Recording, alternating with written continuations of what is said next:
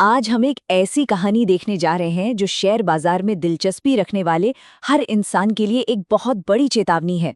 ये कहानी है एक आर्मी ऑफिसर की, जिसने एक छोटी सी गलती से अपनी जिंदगी भर की कमाई गंवा दी।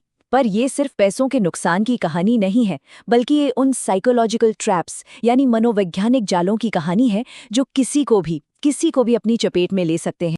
62 लाख रुपए, जरा सोचिए इस रकम के बारे में। ये इतनी बड़ी रकम है कि कोई अपना घर खरीद सकता है, या कह सकते हैं कि ये किसी की पूरी जिंदगी की बचत हो सकती है। और यही वो रकम है जो एक इंसान ने कुछ ही समय में शेयर बाजार में डुबो दी। और जो बात सबसे ज्यादा हैरान करती है वो ये है कि ये नुकसान किसी आम इंसान को नहीं, बल्कि एक डिसिप्लिन्ड आर्मी ऑफिसर को हुआ। मतलब एक ऐसा व्यक्ति जिसकी पूरी जिंदगी ही अनुशासन पर चलती है, वो फ्यूचर्स एंड ऑप्शंस ट्रेडिंग के सबसे जोखिम भरे, सबसे खतरनाक जाल में फंस गया। तो सवाल यही उठता है कि आखिर ऐसा हुआ कैसे? एक इतना डिसिप्लिन्ड और समझदार व्यक्ति अपनी जिंदगी की सबसे बड़ी फाइनेंशियल मिस्टेक कैसे कर बैठा? चलिए इस पूरी कहानी को शुरू से समझते हैं। तो होता क्या है, इस कहानी की शुरुआत ना बहुत ही नॉर्मल तरीके से होती है। कोई बहुत बड़ी प्लानिंग नहीं थी, कोई गहरी रिसर्च नहीं थी। बस एक दोस्त ने सलाह दी, और बस यहीं से लालच और गलतियों का वो सफर शुरू हो गया, जिसने आगे चलकर सब कुछ तबाह कर दिया। साल था 2017। मार्केट में एंट्री हुई और किस्मत मानो दरवाजे पर ही खड़ी थी। सिर्फ 15 दिनों के अंदर 40% का रिटर्न। सोचिए, ऐसा लगा जैसे कोई सोने की खान हाथ लग गई हो। और इसी झूठे आत्मविश्वास में उन्होंने सीधे एफएनओ ट्रेडिंग यानी फ्यूचर्स एंड ऑप्शंस के गहरे समंदर में छलांग लगा दी, बिना ये सोचे समझे कि इसमें कितने बड़े बड़े खतरे छुपे हो सकते हैं। और इसी को कहते हैं बिगिनर्स लक। ये एक साइकोलॉजिकल ट्रैप है। जब शुरुआत में ही आसानी से जीत मिल जाती है ना, तो लगने लगता है कि अरे ये तो बहुत आसान है, पैसा बनाना तो बच्चों का खेल है। लेकिन सच तो ये है कि ये पहली जीत ही अक्सर सबसे खतरनाक होती है, क्योंकि ये इंसान को आने वाले खतरों से अंधा कर देती है। लेकिन जैसा कि होता है, किस्मत का ये खेल ज्यादा दिन नहीं चला। बहुत जल्द मुनाफे की वो खुशी नुकसान के डर में बदल गई, और बस यहीं से शुरू हुआ कर्ज और बदले का वो जाल, जिसमें वो और भी गहरे धंसते चले गए। वो एक के बाद एक उन सभी गलतियों के जाल में फंसते चले गए जिसमें एक नया ट्रेडर फंस सकता है। उन्होंने उन एडवाइजरी सर्विसेज पर भरोसा किया जो बड़े बड़े मुनाफे का वादा करती थीं, और अपनी फीस और उनकी गलत सलाह पर पैसे गंवा दिए। फिर जब नुकसान हुआ तो उसे वापस पाने के लिए रिवेंज ट्रेडिंग शुरू कर दी, मतलब मार्केट से बदला लेने की कोशिश, जो हमेशा और बड़े नुकसान पर ही खत्म होती है। और उनकी हताशा का लेवल देखिए। उन्होंने एक नई शुरुआत की उम्मीद में एक दो नहीं बल्कि आठ अलग अलग डीमैट खाते खोले। उन्हें लगा कि शायद नया खाता खोलने से किस्मत बदल जाएगी, लेकिन वो ये समझ ही नहीं पाए कि प्रॉब्लम खाते में नहीं बल्कि ट्रेडिंग करने के तरीके में थी। अब सवाल ये है कि ये सब करने के लिए पैसा कहाँ से आ रहा था? जवाब है कर्ज से। एक ही समय में 10 पर्सनल लोन एक्टिव थे।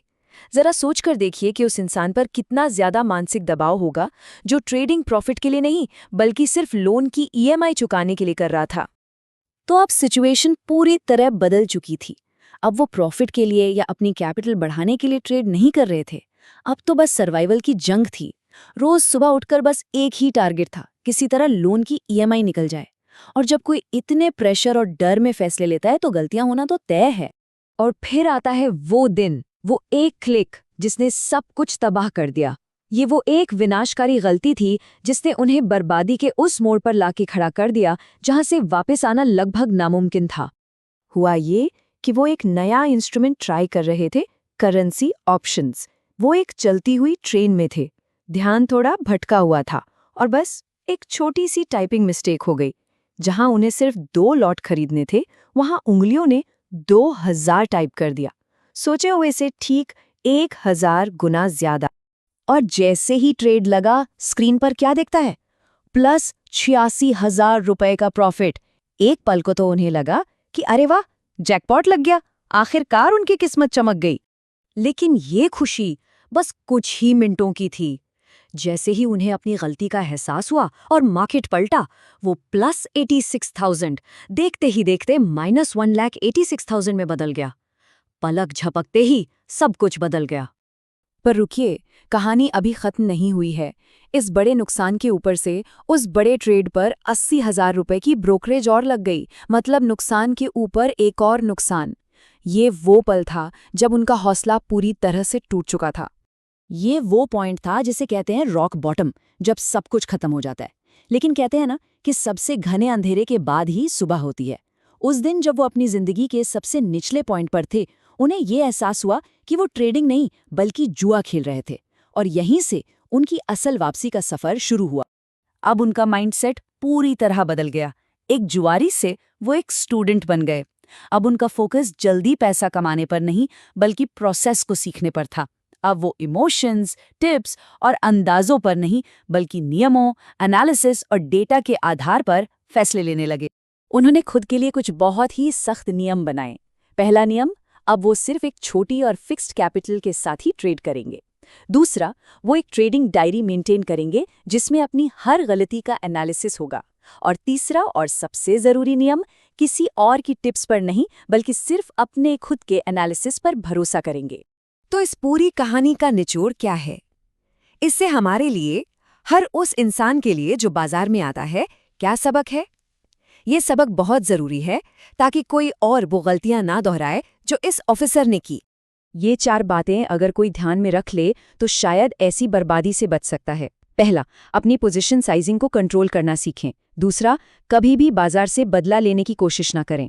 तीसरा, और ये सबसे बड़ा नियम है, उधार के पैसे से कभी भी ट्रेड ना करें। और चौथा, टिप्स के पीछे नहीं ज्ञान के पीछे भागें।